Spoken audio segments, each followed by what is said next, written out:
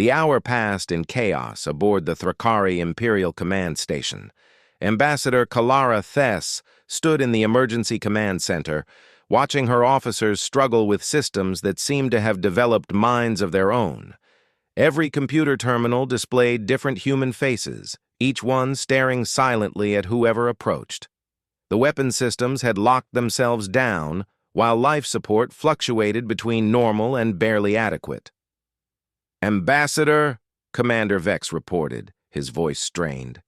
"The engineering teams can't regain control of our systems. Every time they try to input manual overrides, the computers reject their commands.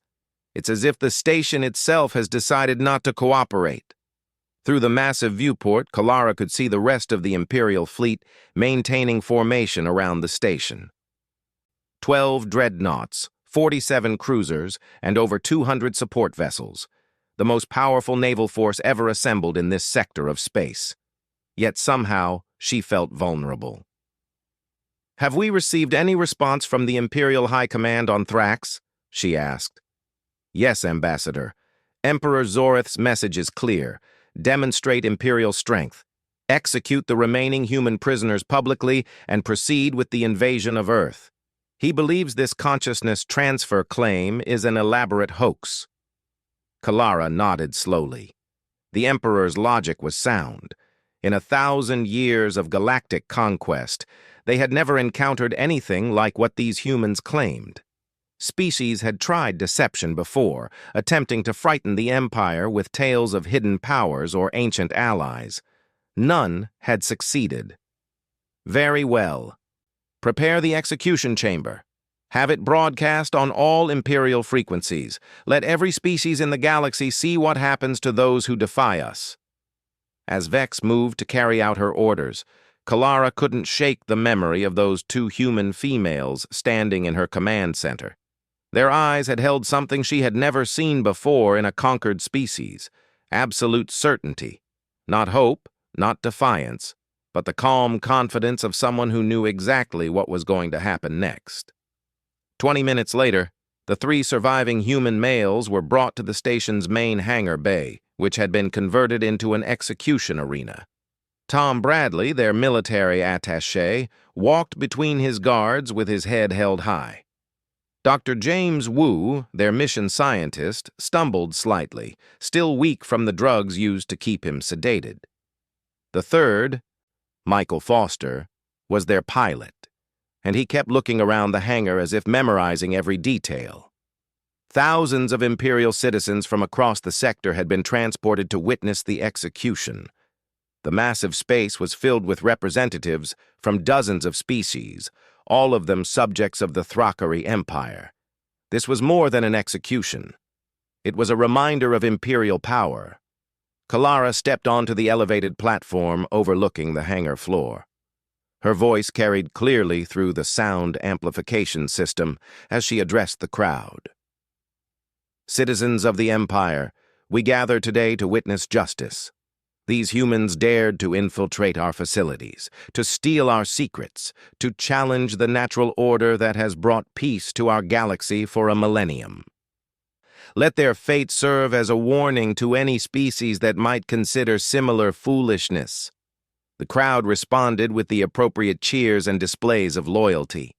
Kalara had given this speech dozens of times on dozens of worlds. The words came automatically, but her attention was focused on the 3 humans below. They showed no fear, no desperation. Tom Bradley was actually smiling. "Execute them," Kalara commanded. The Thrakari executioners raised their plasma rifles. At this range, the weapons would disintegrate the humans instantly, leaving nothing behind but scattered atoms. Clean, efficient, and absolute.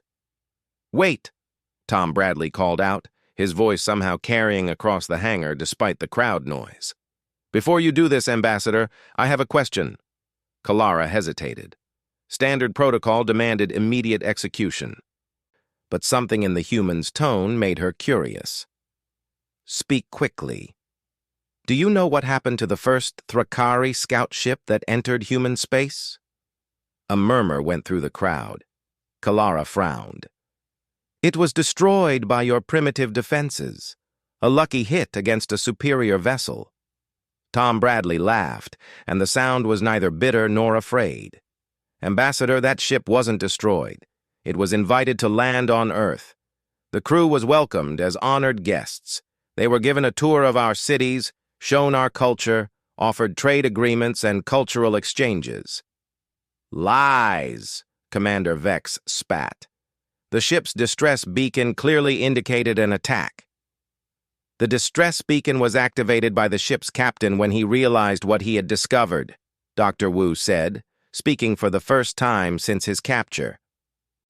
He sent a message to your empire warning them not to come to Earth. Not because we were dangerous in the way you understood danger, but because we were something your species had never encountered.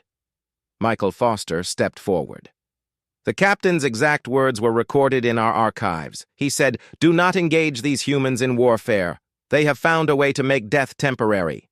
They have learned to share consciousness across their entire species. If we attack them, they will not fight us ship to ship. They will fight us mind to mind, and we cannot win that war." Kalara felt a chill run through her scaled body. "You're attempting to delay your execution with fairy tales." "Fire!" she commanded. The executioners pulled their triggers. The plasma bolts struck all three humans simultaneously, their bodies dissolving in brilliant flashes of superheated energy. Where they had stood, nothing remained but fading wisps of ionized air. The crowd cheered. Justice had been served. The Empire's power had been demonstrated once again. But as the cheers died down, something impossible happened. The air in the center of the hangar began to shimmer. Three figures materialized out of nothing, their forms becoming solid and real, as if they were stepping through an invisible doorway. Tom Bradley, Dr. James Wu, and Michael Foster stood exactly where they had been executed, completely unharmed. The hangar fell silent. Thousands of beings from across the galaxy stared in shock at the three humans who had just been disintegrated before their eyes. "As I was saying," Tom Bradley continued conversationally, as if nothing had happened, "your scout captain tried to warn you, but your emperor, in his wisdom, decided that any species that could inspire fear in Thrakari scouts must be conquered or destroyed." Dr. Wu looked up at Ambassador Kalara on her platform. "What you don't understand is that human consciousness isn't limited to human bodies. We've learned to encode ourselves into quantum fields, to exist as pure information that can be transmitted instantaneously across any distance." Michael Foster gestured around the hangar. "Every human who dies becomes part of the collective. We're not individuals anymore, Ambassador. We're facets of a single shared intelligence. When you kill one of us, you're not removing a person. You're just changing our location." The crowd was beginning to panic. Representatives from a dozen species were pushing toward the exits, while others stood frozen in disbelief. Some of the more scientifically minded observers were frantically taking readings with their instruments, trying to understand what they had just witnessed. "This is impossible," Kalara whispered, her voice somehow carrying clearly across the silent hangar. "Matter cannot be created from nothing. Consciousness cannot exist without a physical substrate." "You're thinking too small," Tom Bradley replied. "Your science is limited by your understanding of individual existence. You see consciousness as an emergent property of complex neural networks.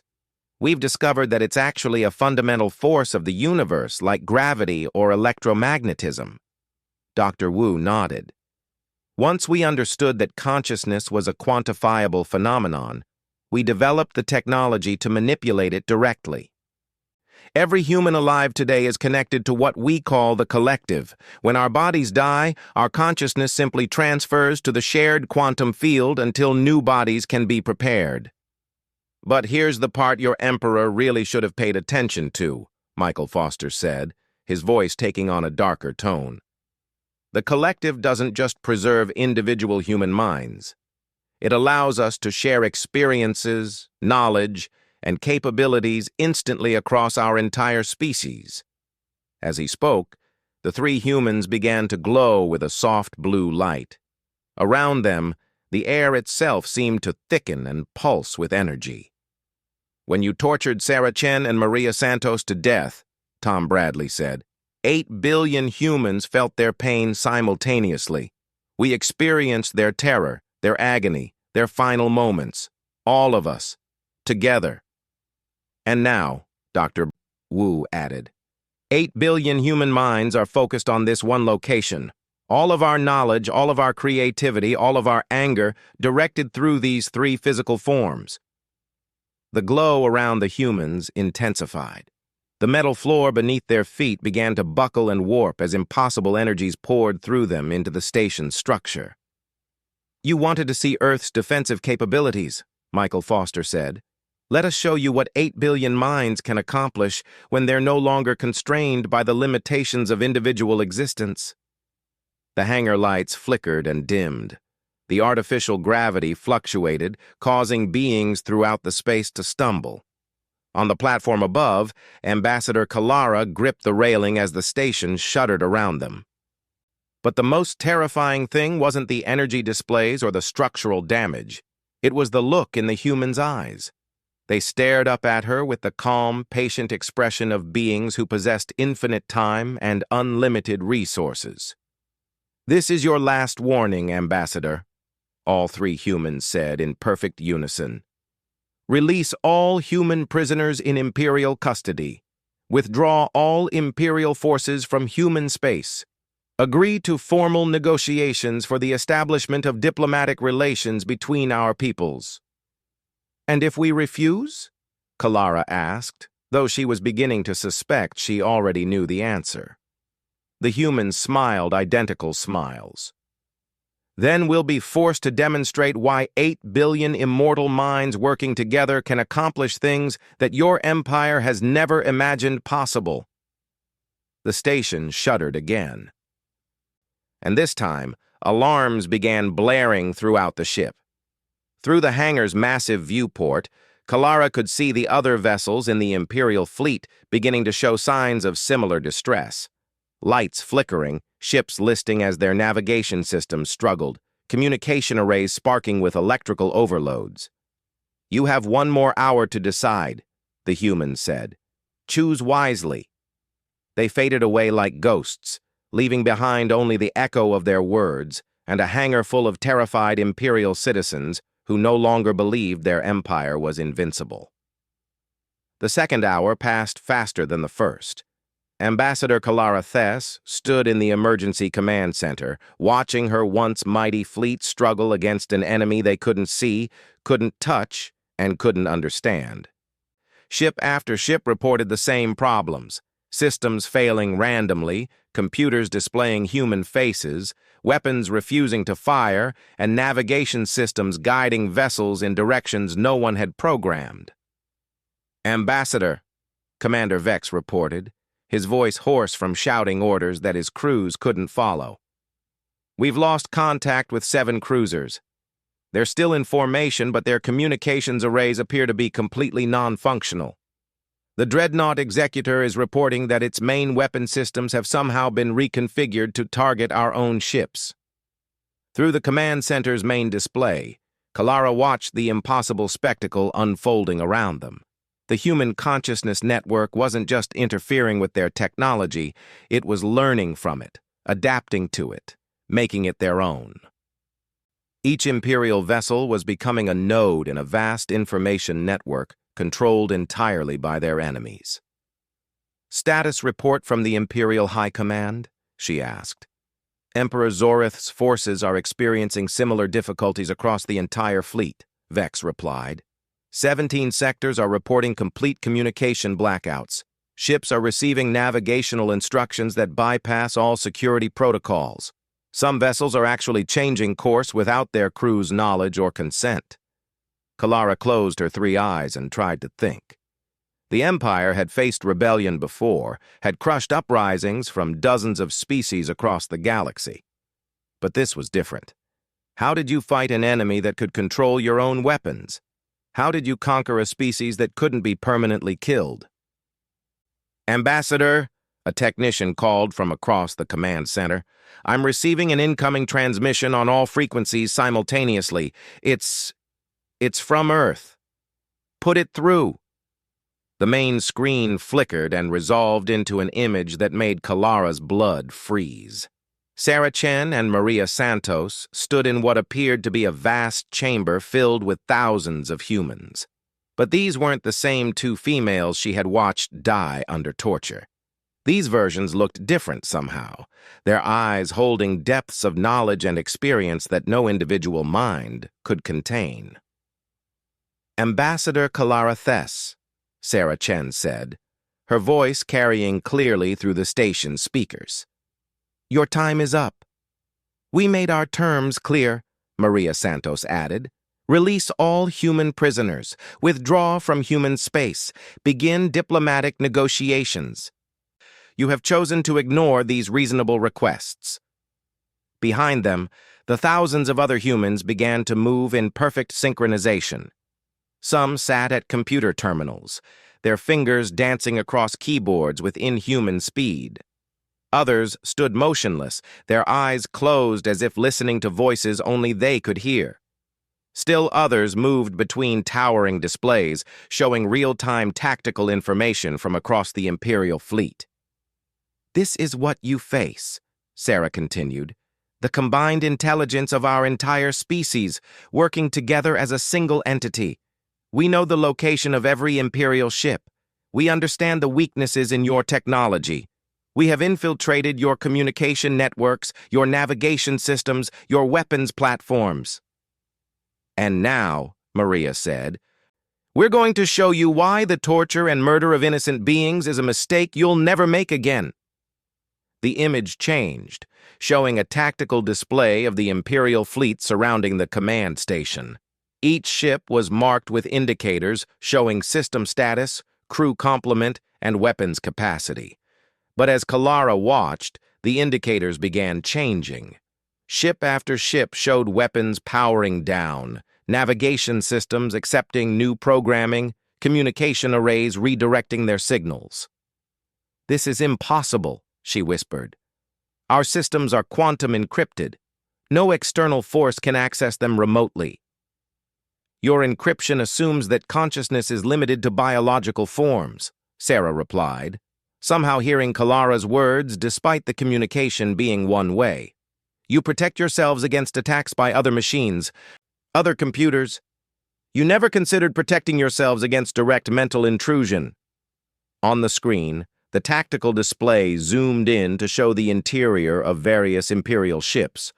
Crew members stood frozen at their stations as every screen around them displayed the same thing: detailed psychological profiles of themselves and their families, personal memories, private fears, secret shames, all laid bare for everyone to see. "We've been inside your heads since the moment you captured our people," Maria explained. "Every thought, every memory, every secret your crews have ever held is now part of our collective knowledge. We know which of your officers are loyal, which ones have doubts, and which ones are actively considering rebellion against the Empire. The fear you're feeling right now," Sarah added, "every being on every ship in your fleet is experiencing the same emotion. We're broadcasting it directly into their consciousness, amplifying it, making it impossible to ignore. Do you know what 8 billion minds working together can do to the psychological state of a few million Imperial soldiers?" The answer came immediately. Throughout the command center, Kalara's officers began dropping their weapons and slumping against their stations. Their faces showed expressions of overwhelming dread, as if they were being forced to confront every terrible thing they had ever done in service to the Empire. Some began weeping openly. Others stared at their hands in horror, as if seeing them covered in blood that no one else could perceive. "Stop this," Kalara commanded, though her own voice shook with the same fear that was consuming her crew. "This is psychological warfare. It's forbidden under galactic law." "The same galactic law that permits torture and execution of diplomatic personnel?" Maria asked. "The same legal framework that allows the Empire to conquer species and force them into slavery?" We're not bound by laws written to protect the strong and exploit the weak. The tactical display shifted again, showing something that made Kalara's heart stop. Earth itself, no longer the blue marble her scouts had reported, but a planet encased in a vast network of quantum transmission arrays. The entire surface pulsed with energy, while streams of data flowed between Earth and the Moon, then outward to transmission stations scattered across the solar system. "This is what we've become," Sarah explained.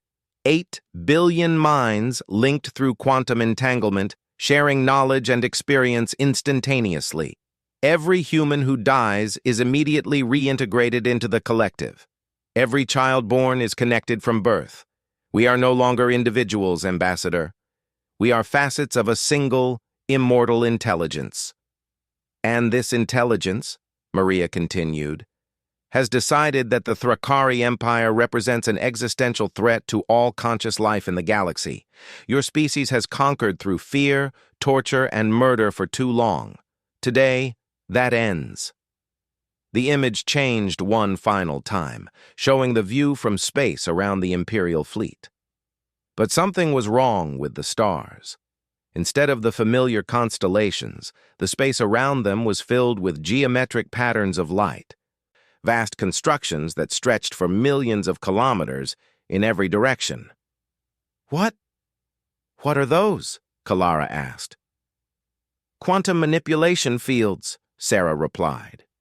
"We've been building them for the past 47 minutes, using principles of physics that your scientists won't discover for another 1,000 years. They allow us to manipulate matter and energy on a galactic scale. Every ship in your fleet is now surrounded by these fields," Maria added. "Your vessels are no longer capable of faster-than-light travel. Your weapons cannot fire beyond your immediate vicinity. Your communication systems can only reach us." As if to demonstrate, Kalara tried to contact the other ships in her fleet. Static filled the speakers. She attempted to activate the station's warp drive, but the controls were completely unresponsive. Even the artificial gravity seemed to be fluctuating according to someone else's will. "You're trapped," Sarah said simply. "Your entire fleet, every Imperial vessel in this sector is now isolated in a pocket of space-time that we control completely. You cannot leave. You cannot call for help. You cannot threaten anyone."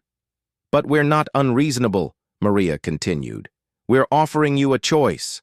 Accept our terms for diplomatic relations, agree to immediate cessation of all Imperial expansion, and commit to the peaceful resolution of territorial disputes. Do this, and your fleet will be allowed to return to Imperial space. Or refuse," Sarah added, "and spend eternity trapped in this pocket dimension, watching your crews age and die while we continue to demonstrate why torturing innocent beings was the worst mistake your empire ever made." Kalara looked around the command center at her terrified officers, then at the tactical displays showing her helpless fleet surrounded by impossible constructions of light and energy. The Empire had ruled the galaxy through superior technology and ruthless efficiency, but they had never faced an enemy that could rewrite the laws of physics through collective consciousness alone. She began, then stopped. The weight of decision pressed down on her like a physical force. Accept the humans' terms and admit that the Empire was no longer the supreme power in the galaxy. Refuse and condemn her entire fleet to imprisonment in this artificial dimension. "I need to consult with the Emperor," she said finally. "The Emperor is facing similar choices in 17 other sectors," Maria replied. "We've presented the same terms to every major Imperial fleet simultaneously. Humanity doesn't negotiate with individual commanders, Ambassador. We're offering one chance for peace to your entire civilization." "You have 5 minutes to decide," Sarah added. "After that, the choice will be made for you." The screen went dark, leaving Kalara alone with her thoughts and her terrified crew. Around her, the station shuddered as the quantum manipulation fields continued to reshape the space around them. Through the viewports, she could see her once proud fleet drifting helplessly in the grip of forces beyond their comprehension. 5 minutes to choose between the Empire's pride and the survival of everyone under her command. 4 minutes to decide whether the Thrakari would adapt to a galaxy where they were no longer the apex predators. 3 minutes to accept that some species were simply beyond their ability to conquer or control. 2 minutes to realize that humanity had evolved beyond the individual ambitions and fears that drove imperial expansion. 1 minute to understand that the age of galactic empires built on fear and domination was over. "Open a channel to Earth," she said quietly. "Ambassador?" Commander Vex asked. "Open the channel," she repeated, louder this time. "I'm going to accept their terms." The screen flickered back to life, showing Sarah and Maria waiting patiently for her response. "We accept," Kalara said.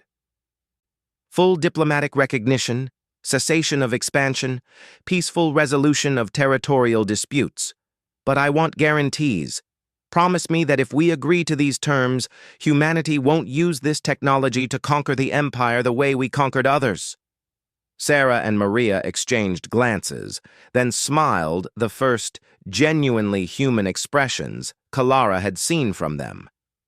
"Ambassador," Maria said gently, "we're not interested in conquering anyone. We've moved beyond the need for territory or resources. Our only concern is preventing the suffering that results from forced expansion and cultural domination." "The galaxy is large enough for all of us to coexist peacefully," Sarah added. "We just needed to make sure you understood that humanity isn't going to be another notch on the Empire's conquest belt." Around them, the quantum manipulation fields began to fade. The impossible constructions of light dissolved back into normal space, leaving the stars visible once again.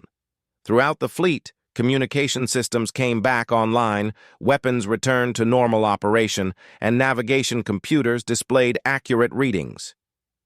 "Your fleet is free to return to Imperial space," Maria said. "We'll begin formal diplomatic contacts within the week. But remember, Ambassador, what you've seen here today. Humanity doesn't forget, we don't forgive, and we never, ever let innocent people suffer when we have the power to prevent it." The transmission ended, leaving Kalara staring at her own reflection in the dark screen. Around her, her officers slowly returned to their stations, their faces showing a mixture of relief and awe. The Empire was still intact. The fleet was still functional, but everything had changed. They were no longer the most powerful force in the galaxy, and for the first time in 1,000 years, that might actually be a good thing.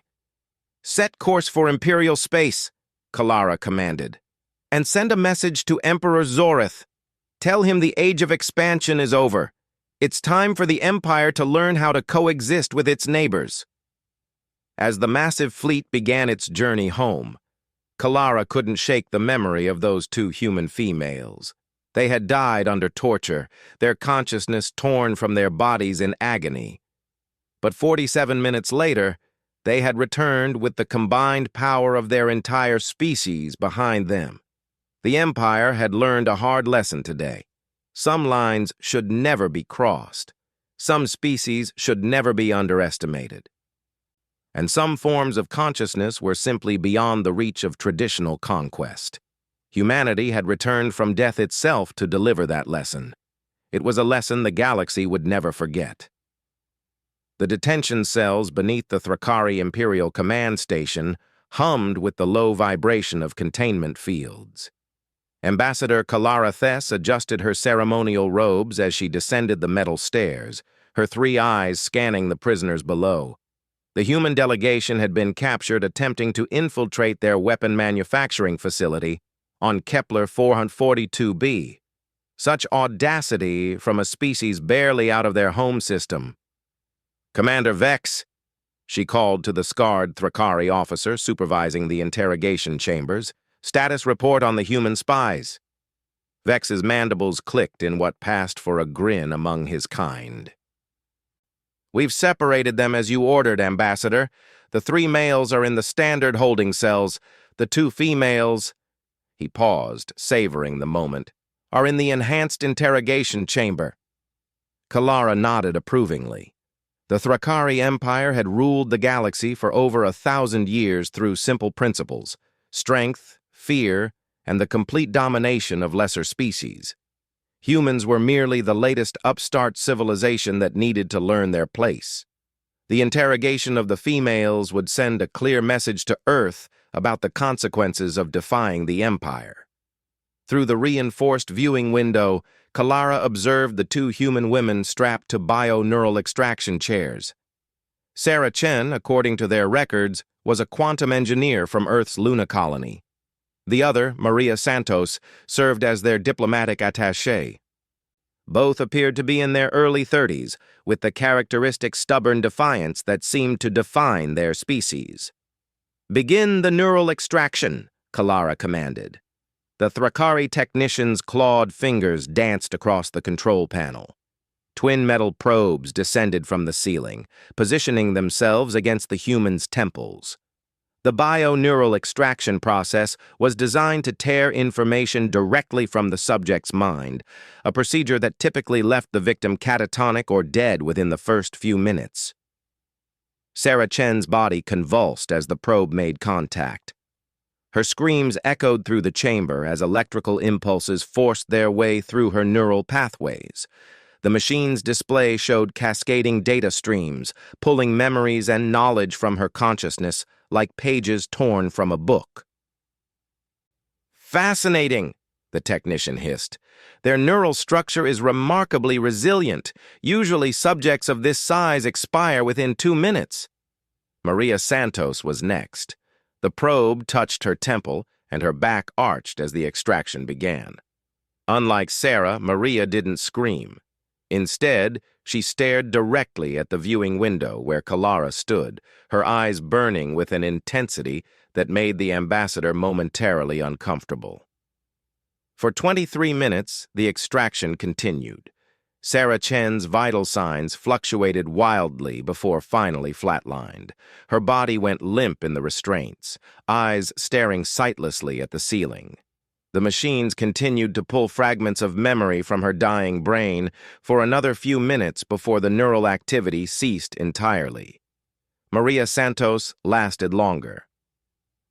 Her body endured 31 minutes of neural extraction before her heart stopped. Even in death, her eyes remained fixed on the viewing window, as if she could see through the reinforced steel to stare at her captors. "Excellent work," Kalara said, making notes on her data pad.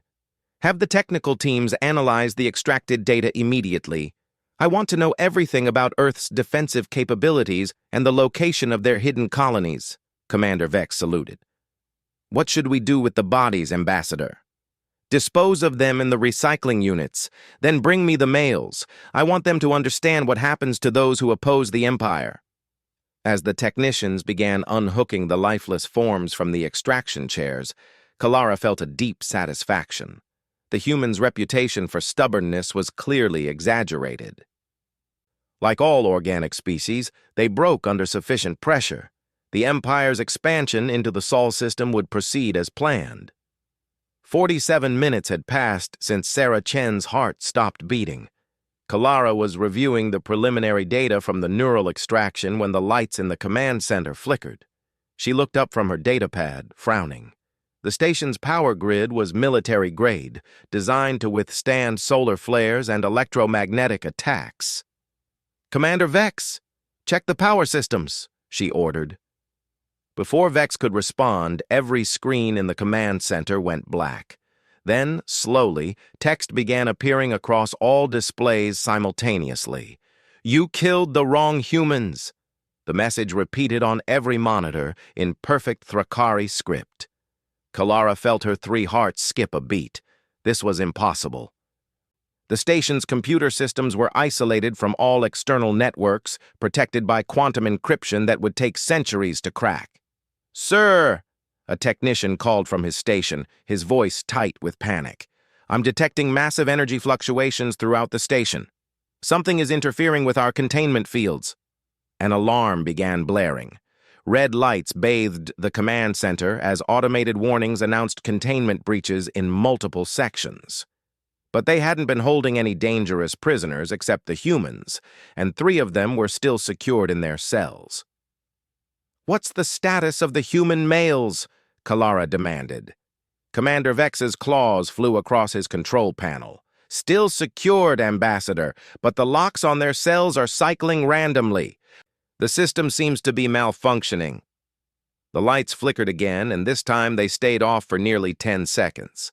When they returned, 2 figures stood in the center of the command center, Sarah Chen and Maria Santos. Kalara's breath caught in her throat. She had watched these humans die. She had seen their bodies carried away to be disposed of. Yet here they stood, very much alive, their clothes unmarked by blood or burns. They looked exactly as they had before the interrogation, except for their eyes. Their eyes held something that made Kalara's scaled skin crawl. "Impossible," she whispered.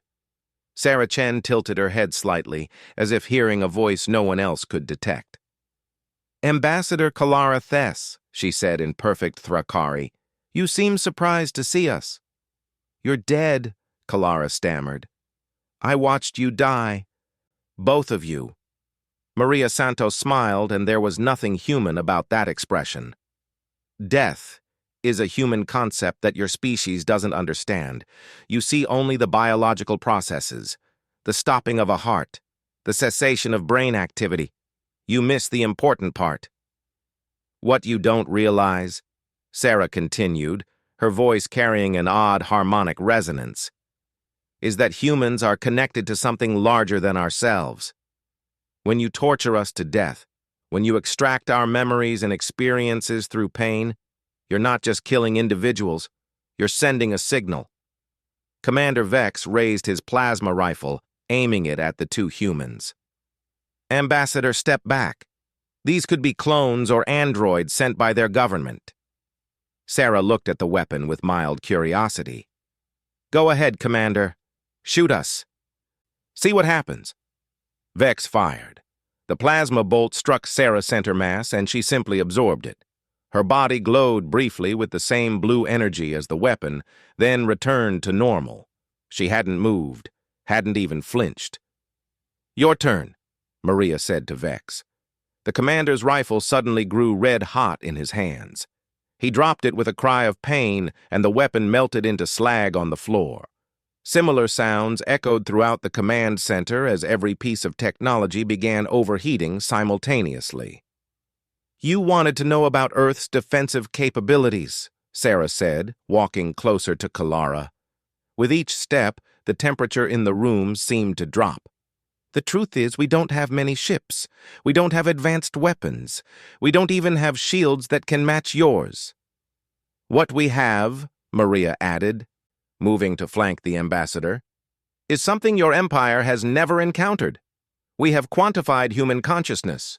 We have learned to digitize, store, and transmit human souls across vast distances instantaneously." Kalara backed against the wall, her 3 eyes wide with terror. "That's impossible. Consciousness cannot be quantified. It's not matter or energy." "Your scientists are limited by your understanding," Sarah replied. "You see the universe as matter and energy. Humans see it as matter, energy, and information. Consciousness is information in its purest form, and information never truly dies. It just changes location." The command center's main screen flickered back to life. Instead of tactical displays, it now showed images of Earth. Not the blue marble that the Thrakari scouts had observed, but something else entirely. The planet was surrounded by a vast network of quantum transmission arrays, stretching from the surface to the moon and beyond. "When you killed us," Maria explained, "our consciousness was transmitted back to Earth in real time. Our bodies here became empty vessels, which we can now inhabit remotely. Every human you torture, every one you kill, becomes another node in our network." "This is what you face," Sarah said, gesturing to the screen. 8 billion human minds, connected through quantum entanglement, sharing knowledge and experience instantaneously. When you hurt one of us, you hurt all of us. When you kill one of us, you make all of us stronger." Kalara slumped against the wall as the full implications hit her. The Empire had been fighting individual humans, not understanding that they were facing something unprecedented, a truly collective intelligence that could not be destroyed by conventional means. "What do you want?" she whispered. "Justice," both humans said simultaneously, their voices harmonizing in a way that made the metal walls vibrate. "You will release our people, you will withdraw from human space, and you will never, ever torture another human being." "And if we refuse?" Sarah and Maria exchanged glances, and Kalara saw them smile identical smiles. "Then we'll show you what 8 billion angry humans can do when they're no longer limited by the need to keep their bodies alive." The lights went out again. When they returned, the two humans were gone, but their words echoed through the command center. "You have 1 hour to decide."